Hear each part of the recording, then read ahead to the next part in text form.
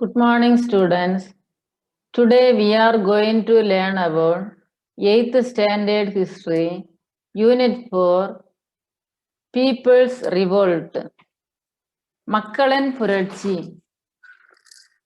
Learning objectives: to know the Palekarar system in Tamil Nadu, to understand the role of Pulithevar and Kattapomman in the anti-British uprising, to know about the South Indian Rebellion, to know the causes and efforts of Vellore Mutiny, to understand the causes and impacts of revolt of 1857. தமிழ்நாட்டில் பாளையக்காரர் முறை, ஆங்கிலேயர்களுக்கு எதிராக நடைபெற்ற புரட்சியில் பூலித்தேவர் மற்றும் கட்டபொம்மனுடைய பங்கு, தென்னிந்திய புரட்சி, வேலூர் புரட்சிக்கான காரணங்கள் மற்றும் விளைவுகள், 1857ஆம் ஆண்டு புரட்சிக்கான காரணங்கள் மற்றும் விளைவுகளை குறித்து இப்பாடப்பகுதியின் மூலம் நாம் தெரிந்து கொள்ள முடியும். Introduction.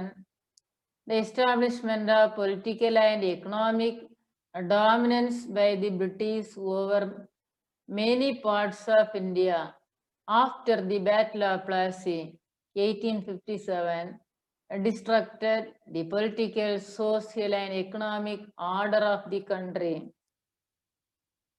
1857ஆம் ஆண்டு பிளாசி போருக்கு பிறகு நாட்டில் அரசியல், பொருளாதார, சமூக நிலையை பாதிக்கும் வகையில் ஆங்கிலேயரால் நாட்டின் பல பகுதிகளில் அரசியல் மற்றும் பொருளாதார ஆதிக்கத்தை ஏற்படுத்தினார்கள். This led to the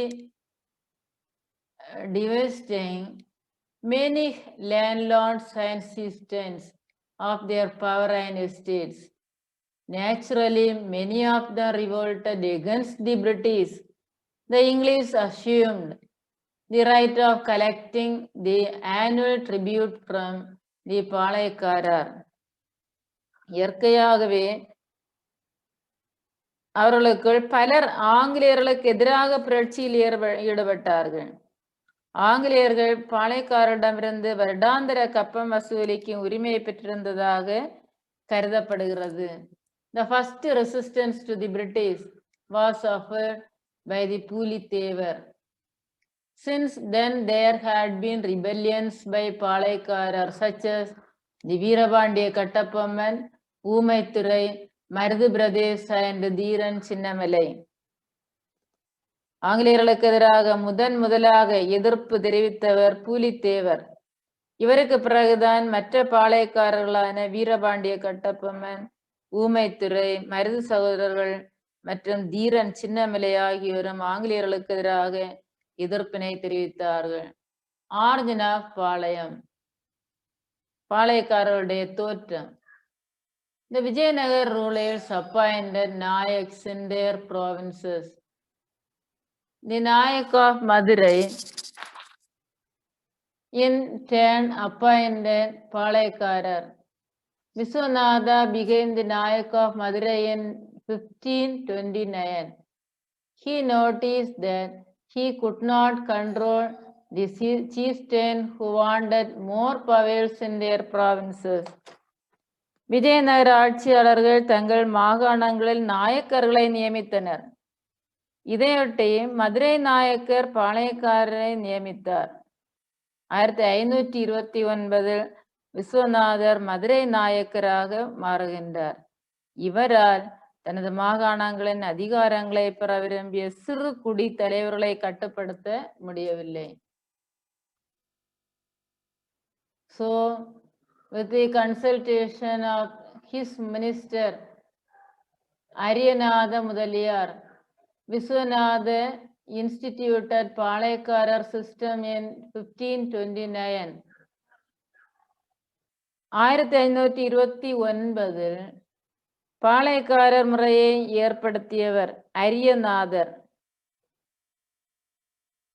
பாளையக்காரர் முறையை அறிமுகப்படுத்தியவர் மதுரை நாயக்கரான விஸ்வநாத நாயக்கர். இவருடைய அமைச்சராக இருந்தவர் தான் அரியநாதர். இவரோடு கலந்து ஆலோசித்து 1529 பாளையக்காரர் முறையை அறிமுகப்படுத்தினார். The whole country was divided into 72 palayams and each one was put under a பாளையக்காரர். பாளையக்காரர் was the holder of a territory or a பாளையம். நாடு 72 பாளையங்களாக பிரிக்கப்பட்டு ஒவ்வொரு பாளையமும் ஒரு பாளையக்காரரின் கீழ் கொண்டு வரப்பட்டது. ஒவ்வொரு பாளையக்காரரும் ஒரு பிரதேசத்தின் அல்லது பாளையத்தின் உரிமையாளராக கருதப்பட்டார். These palayams were held in military tenure and extended their full cooperation to the need of the Nayaks. The Palayakkarars collected taxes, of which one-third was given to the Nayak of Madurai, another one-third for the expenditure of the army, and the rest was kept for themselves. பாளையக்காரர்கள் வரிகளை வசூலித்து தாங்கள் வசூலித்த வரி பணத்தில் 1/3 பங்கினை மதுரை நாயக்கர்களுக்கும் அடுத்த 1/3 பங்கினை இராணுவ செலவிற்கும் கொடுத்துவிட்டு மீதியை அவர்கள் சொந்த செலவிற்காக வைத்துக் கொண்டார்கள். Early revolts of south India, தென்னிந்தியாவின் தொடக்க கால புரட்சிகள். ரிவோல்ட் ஆஃப் தி பாளையக்கார்ஸ், பாளையக்காரர்களுடைய புரட்சி. During the 17th and 18th centuries, the Palayakkarars played a vital role in the politics of Tamil Nadu. They regarded themselves as independent. Among the Palayakkarars, there were 2 blocks, namely the eastern and the western blocks. 17 மற்றும் 18ஆம் நூற்றாண்டில் தமிழ்நாட்டின் அரசியலில் பாளையக்காரர்கள் முக்கிய பங்கு வகித்தார்கள். பாளையக்காரர்களுடைய 2 பாளையங்கள் இருந்தது. பாளையம் என்றால் முகாம்கள் என்று பொருள். 2 முகாம்கள் இருந்தது.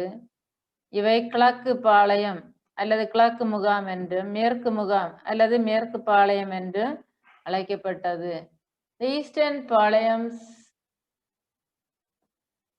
where the Nayaks ruled under the control of Kattapomman, and the western palayams where the Maravas ruled under the control of Pulithevar. These 2 Palayakkarars refused to pay the kist or tribute to the English and rebelled. கிழக்கு பாளையங்கள் இருந்த நாயக்கர்கள் கட்டபொம்மனுடைய கட்டுப்பாட்டிலும் மேற்கு பாளையங்கள் இருந்த மறவர்கள் பூலித்தேவருடைய கட்டுப்பாட்டின் கீழ் ஆட்சி செய்யப்பட்டது. இந்த 2 பாளையக்காரர்களும் ஆங்கிலேயர்களுக்கு கப்பம் கட்ட மறுத்து கிளர்ச்சியில் ஈடுபட்டனர். கிஸ்ட் என்பதன் பொருள் கப்பம். The early struggle between the Palayakkarars and the East India Company had a strong political dimension. By the Carnatic Treaty of 1792, consolidated the English power over the Palayakkars. The English got the right to collect taxes. The result was the outbreak of the revolt of Palayakkars. பாளையக்காரர்களுக்கும் கிழக்கிந்திய கம்பெனிகளுக்கும் இடையே ஆரம்பகால போராட்டங்கள் அரசியலில் ஒரு வலிமையான ஒரு பரிமாணத்தை பெற்றது. எடுத்துக்காட்டாக 1792ஆம் ஆண்டு கர்நாடக உடன்படிக்கை. இந்த கர்நாடக உடன்படிக்கையினால் ஒருங்கிணைக்கப்பட்ட ஆங்கிலேய அதிகாரம் பாளையக்காரர்கள் மீது செலுத்துகின்றார்கள் அதிகாரத்தை. இந்த உடன்படிக்கையின் மூலம் ஆங்கிலேயர்கள் வரி வசூல் செய்யும் உரிமையையும் பெற்றார்கள். இதன் விளைவாக தான் பாளையக்காரர்களிடையே புரட்சி ஏற்பட்டது. Pulithevar. Pulithevar was the pioneer in Tamil Nadu to protest against the English rule in India. He was the Palayakkarar of Nirkattam Seval near Trinelveli. During his tenure, he refused to pay the tribute neither to Muhammad Ali, the Nawab Arcot, nor to the English. Further, he started opposing them. Hence, the forces of the Nawab Arcot and the English attacked Pulithevar. இந்தியாவின் கிழக்கில் உள்ள பாளையக்காரர்களுடைய தலைவர் வீரபாண்டிய கட்டபொம்மன், மேற்கில் உள்ள பாளையக்காரர்களுடைய தலைவர்கள் தான் பூலித்தேவர். திருநெல்வேலியின் அருகில் இருந்த நெற்கட்டும் செவல் என்ற பாளையத்தின் பாளையக்காரராக இருந்தார். இவரது காலத்தில் ஆற்காட்டு நவாபான முகமது அலிக்கும் ஆங்கிலேயருக்கும் கப்பங்கட்ட மறுத்து அவர்களை எதிர்க்க தொடங்கினார். But the combined forces were defeated by Pulithevar at Tirunelveli. Pulithevar was the first Indian king to have fought and defeated the British in India. After this victory, Pulithevar attempted to form a league of the Palaikars to oppose the British and the Nawab. ஆங்கிலேயருடைய கூட்டுப்படைகள் பூலித்தேவரை தாக்குகின்றது. ஆனால் அந்த கூட்டுப்படைகள் திருநெல்வேலியில் வைத்து புலித்தேவரால் தோற்கடிக்கப்படுகின்றது. இந்தியாவில் ஆங்கிலேயர்களுடன் போரிட்டு அவர்களை தோற்கடித்த முதல் இந்திய மன்னர் புலித்தேவரே ஆவர். இந்த வெற்றிக்கு பிறகு புலித்தேவர் நவாப் மற்றும் ஆங்கிலேயரை எதிர்க்க பாளையக்காரர்களுடைய கூட்டமைப்பை உருவாக்க முயல்கின்றார். In 1759, Nerkattam Sevel was attacked by the forces of Nawab Arcad under the leadership of Yusuf Khan. Pulithevar was defeated at Anandanallur and the Nawab's forces captured Nerkattam Sevel in 1761. Pulithevar, who lived in exile, recaptured Nerkattam Sevel in 1764. Later, he was defeated by Captain Campbell in 1767. 1759 ஆண்டில் யூசுப் கான் தலைமையிலான ஆற்காடு நவாபின் படைகள் நெற்கட்டம் செவலை தாக்குகின்றது. புலித்தேவர் அந்த நல்லூர் என்று சொல்லக்கூடிய இடத்தில் தோற்கடிக்கப்படுகின்றார். Pulithevar was defeated அந்த நல்லூர். 1761 ஆண்டில் ஆற்காடு நவாபின் படைகள் நெற்கட்டம் செவலை கைப்பற்றுகின்றது. புலித்தேவர் தலைமறைவு வாழ்க்கையை வாழ்கின்றார். வாழ்ந்து 1764 நெற்கட்டம் செவலை மீண்டும் கைப்பற்றுகின்றார். பிறகு கேப்டன் கேம்பல் என்பவரால் தோற்கடிக்கப்படுகின்றார். பின்னாளில் புலித்தேவர் தப்பித்து தலைமறைவாக இருந்து தனது விருப்பம் நிறைவேறாமலேயே இறந்து போகின்றார். Pulithevar escaped and died in exile without fulfilling his purpose. Although his courageous trial of a struggle for independence in the history of South India. துணிச்சலான போராட்டம் தென்னிந்திய வரலாற்றில் நிலைத்து நிற்கின்றது. Veerapandiya Kattabomman. The ancestors of Kattapomman belonged to Andhra. They migrated to Tamil country during the 11th century as a feudatory under Pandyas. Jagaveerabandiya Kattapomman ruled Veerabandiyapuram. Panjalankuruchi was its capital. He later became a polygarch during the rule of Nayaks. He was succeeded by his son Veerabandiya Kattapomman. His wife was Jakammal and his brothers were Umaithurai and Savathaiya. கட்டபொம்மனுடைய முன்னோர்கள் ஆந்திராவை சேர்ந்தவர்கள். அவர்கள் தமிழ்நாட்டிற்கு 11ஆம் நூற்றாண்டில் தான் இடம்பெயர்ந்தார்கள். பாஞ்சாலங்குறிச்சியை தலைநகராக கொண்டு ஜெகவீரபாண்டிய கட்டபொம்மன் வீரபாண்டியபுரத்தை ஆட்சி செய்து வந்தார். ஜெகவீரபாண்டியனுக்கு பிறகு அவரது மகன்தான் வீரபாண்டிய கட்டபொம்மன். இவருடைய மனைவி ஜக்கம்மாள். இவருடைய சகோதரர்கள் உமைத்துரை மற்றும் சவத்தையா. நவாப் Arcot. After the decline of the Vijayanagar Empire, The Mughals established their supremacy in the south. The Nawabs acted as their representatives in Karnataka. Panjalanguruchi Palayam was acted as an ally to the Nawab Arcot. Hence it paid tribute to the Nawabs. But in 1792, the political condition had completely changed. Based on the Carnatic Treaty of 1792, the company gained the right to collect taxes from Panjalanguruchi. The collection of tribute was the main cause for the rivalry between the English and Kattapomman. Vijayanagara பேரரசின் வீழ்ச்சிக்கு பிறகு முகலாயர்கள் தெற்கில் தங்களுடைய மேலாண்மை நிறுவினார்கள். கர்நாடகாவில் நவாப் முகலாயர்களுடைய பிரதிநிதியாக செயல்பட்டார். பாஞ்சாலங்குறிச்சி பாளையமும் நவாபின் ஆளுகையின் கீழ் கொண்டுவரப்படுகின்றது. ஆனால் 1792 ஏற்பட்ட கர்நாடக உடன்படிக்கை அரசியல் நிலைமைகளை முற்றிலும் மாற்றி அமைத்தது. Kattapomman met Jackson in 1798. Colin Jackson, the collector of Ramanathapuram, wrote letters to Kattapomman asking him to pay the tribute arrears. But Kattapomman replied that he was not in a position to remit the tribute due to the famine in the country. Ramanathapuram கலெக்டராக இருந்தவர் காலின் Jackson. இவர் 1798 நிலுவைத் தொகையை செலுத்த சொல்லி கட்டபொம்மனுக்கு கடிதங்கள் எழுதுகின்றார்.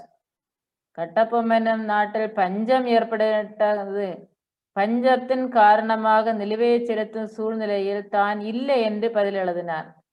எனவே கோபமடைகின்றார். கோபமடைந்த ஜாக்சன் கட்டபொம்மனை தண்டிக்க ஒரு படையை அனுப்ப முடிவு செய்கின்றார். Colin Jackson got angry and decided to send an expedition to punish Kattapomman. However, the Madras government directed the collector to summon the Palaikarar at Ramanathapuram and hold a discussion. இருப்பினும் சென்னை அரசாங்கம் கட்டபொம்மனுக்கு அழைப்பு அனுப்பி ராமநாதபுரத்தில் ஒரு கலந்துரையாடலுக்கு ஏற்பாடு செய்யும்படி கலெக்டருக்கு வழிகாட்டுகின்றது. In 1798, Kattapomman and his minister Siva Subramaniam met the collector at Ramanathapuram.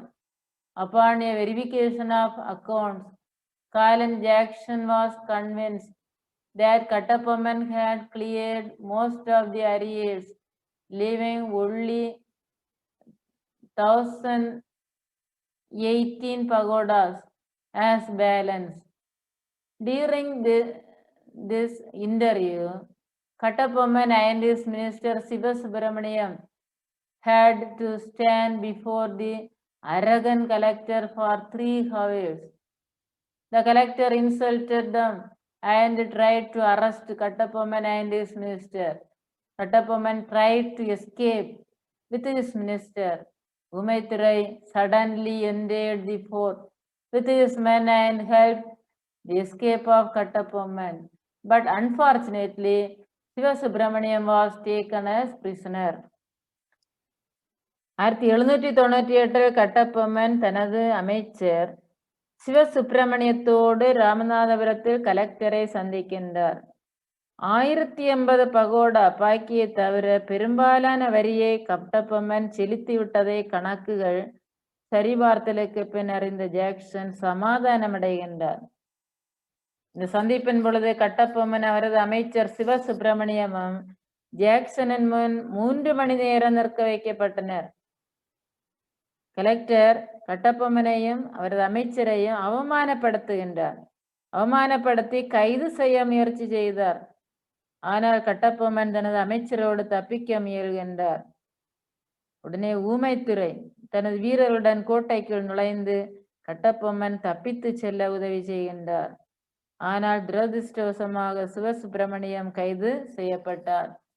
Edward Clive and Kattabomman After his return to Panjalanguruchi, Kattapomman wrote a letter to the Madras Council narrating the behavior of the collector. Colin Jackson, Edward Clive, the governor of Madras Council, ordered Kattapomman to surrender. The Madras Council directed Kattapomman to appear before a committee. Meanwhile, Edward Clive dismissed the collector for his misbehavior and released Siva Subramania. Kattapomman appeared before the committee and found Kattapomman was got guilty. S.R. Lusington was appointed collector in the place of Colin Jackson, who was eventually dismissed from service. Edward Clive மற்றும் Kattabomman.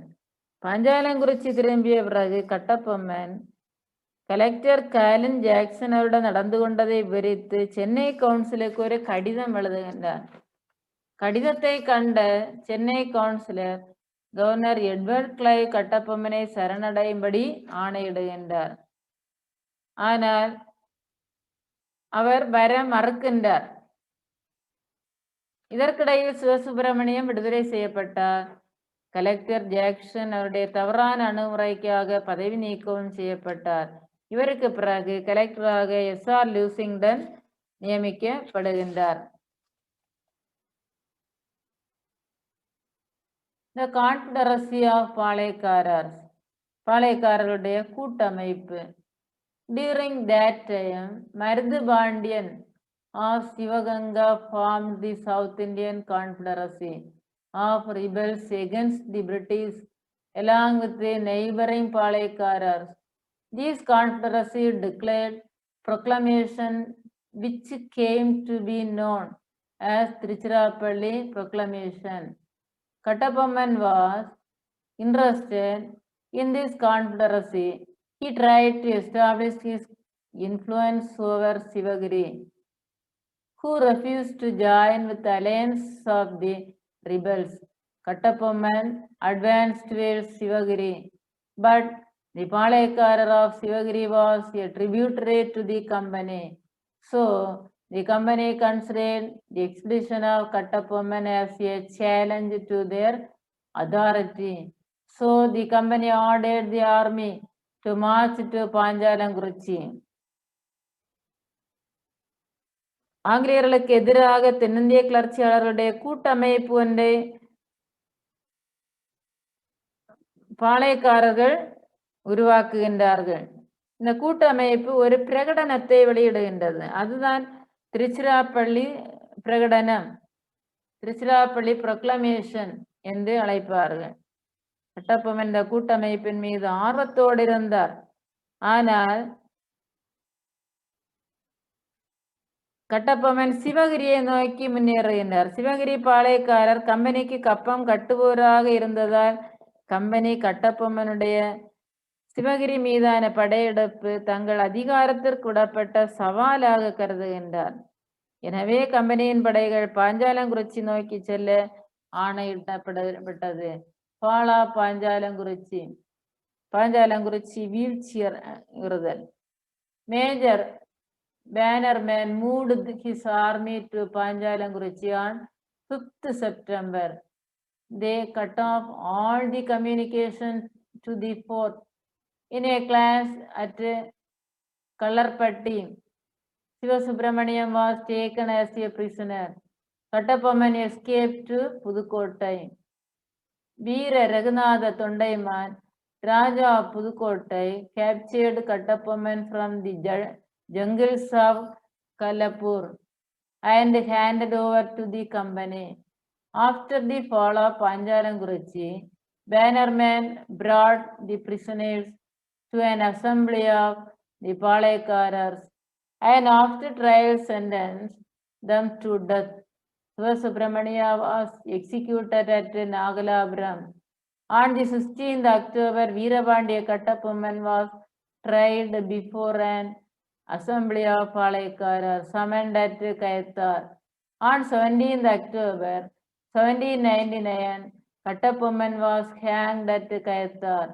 Kattapomman's heroic deeds were the subject of many folk ballads which kept his memory alive among the people. 1799 September 5ஆம் நாள் major Bannerman தன்னுடைய படையை பாஞ்சாலங்குறிச்சியை நோக்கி நகர்த்துகின்றார். ஆங்கில படையானது பாஞ்சாலங்குறிச்சி கோட்டையின் அனைத்து செய்தி தொடர்புகளையும் துண்டித்தது. கள்ளர்பட்டியில் நடந்த சண்டையில் சிவசுப்பிரமணியம் கைது செய்யப்படுகின்றார். கட்டபொம்மன் புதுக்கோட்டைக்கு தப்பி செல்கின்றார். எஸ்கே புதுக்கோட்டை. களப்பூர் காடுகள் மறைந்திருந்த கட்டபொம்மனை புதுக்கோட்டை ராஜாவாக இருந்த விஜய ரகுநாத தொண்டைமான் கட்டபொம்மனை கைது செய்து அவரை கம்பெனியிடம் ஒப்படைக்கின்றார். இவரை அவைக்கு அழைத்து சென்று ஒரு விசாரணைக்கு பிறகு அவருக்கு மரண தண்டனை விதிக்கின்றார். நாகலாபுரத்தில் சிவசுப்பிரமணியம் தூக்கிலிடப்பட்டார். அடுத்த நாள் அக்டோபர் 16ஆம் நாள் சிவசுப்பிரமணியம் தூக்கிலிடப்பட்டார். அதற்கு அடுத்த நாள் அக்டோபர் 17 1799 அன்று கட்டபொம்மன் கயத்தார் என்ற இடத்தில் தூக்கிலிடப்பட்டார். இன்றும் அவருடைய வீரத்தை பற்றி பல நாட்டுப்புற பாடல்கள் இன்றும் பெருமையாக கூறுகின்றது. இவை அவருடைய நினைவை மக்களிடையே நீங்காமல் வைத்திருக்க உதவுகின்றது. தேங்க்யூ.